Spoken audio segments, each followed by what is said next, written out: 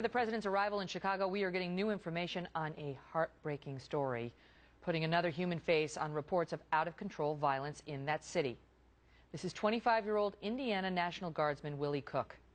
He had been home from Afghanistan for 5 months before he was gunned down in what appears to be a case of mistaken identity. His body was found slumped over his 2-year-old son, who he was attempting to shield. Here's Cook's wounded son in the arms of his widow. The little boy was also hit in the left and right legs, and a third bullet grazed the toddler's head. Cook's widow says her husband's last act was to protect their baby. And he saved his son. He made sure that before he left, the last thing he did was make sure his son was okay. And to know that your 2-year-old has to pretend to talk to his dad, come home not even 5 months later, and for your life to just be taken away like that, it's not fair. What a mess. He survives Afghanistan, only to get gunned down in Chicago. Joining us now, Michelle Malkin, a conservative columnist and a Fox News contributor who has looked into Chicago's epidemic of violence and knows a lot about this subject. Michelle, what a nightmare. And I mean, that's just the latest face on an epidemic of crime and violence in that city that they've tried in some ways to tackle, totally unsuccessfully, according to the stats. It really is, and it is tragic, and you could run one of those stories every single day. I think it points to something very cynical in a lot of the news coverage of gun violence, particularly over the last several months. For the Democrats, it's always been an advantage to emphasize those tragedies where they can demonize the Second Amendment, demonize the national NRA, and look to bigger government solutions as the answer.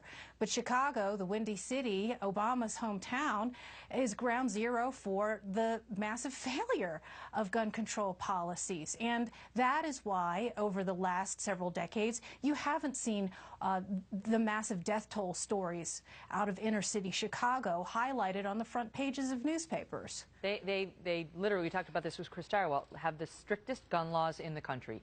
And yet 506 gun-related, 506 murders last year and 2,200 shooting incidents last year alone. Actually, 2,460 shooting incidents last year.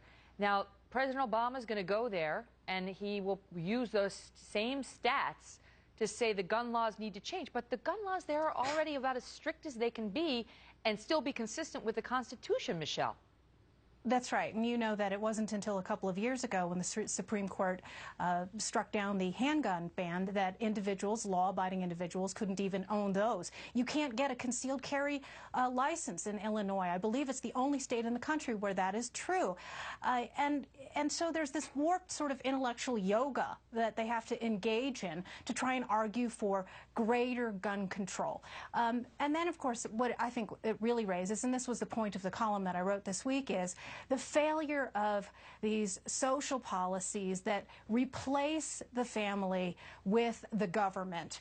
And, I mean, we've had, Democratic rule for nearly a century in Chicago. And whether you're talking about the streets, public housing, or the failed Chicago public school system, nothing they do to pour more money into the problem or more government regulations is working. Well, I know you believe that it's politically risky for the president to go to Chicago, of all places, and make this speech because he hails from Chicago. His top lieutenants hail from Chicago, Valerie Jarrett among them. And I know you've done the research and have a lot of criticism about what they have done or failed to do to get that city cleaned up. We're going to pick it up on that point right after the break.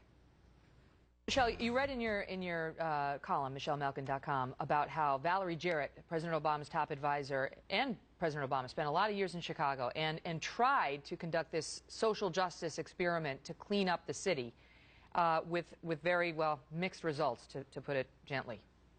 Yeah, they announced it, unveiled it, called it the Plan for Transformation, and it was $500 million in state and federal money to try and rescue all of these bloody hellholes, the public housing developments. They're infamous, and everyone's heard of Cabrini Green, but places like Altgeld Gardens and Grove Park, which was the slum that Valerie Jarrett's real estate empire, Habitat Inc., was in charge of. She was in charge of several of them, and over the years, what has happened after they've dumped all of this money into them? Well, they remain racially segregated ghettos, as violent as ever, these war zones. And Obama's going to waltz in and promise more money, more government help in the form of so-called promise zones, when what you have is just such an abject record of failure. And in the end, I think what's happened with many of these things is they've ended up as crony deals that have benefited all of the developers that helped Obama into power and continue to line its pockets, but have done so little for the families and especially the children that are still relegated to these ghettos. And I know you say in your piece that, you know, there's none of this money is a substitute for fatherlessness, illegitimacy, and family disintegration for solving and addressing, even acknowledging those problems. Michelle, always great hearing your perspective. Thanks for being here. You bet, and congrats. Oh, thank you so much. Thank you. You bet. If you missed the show yesterday, I announced that my husband and I are expecting a third baby this summer.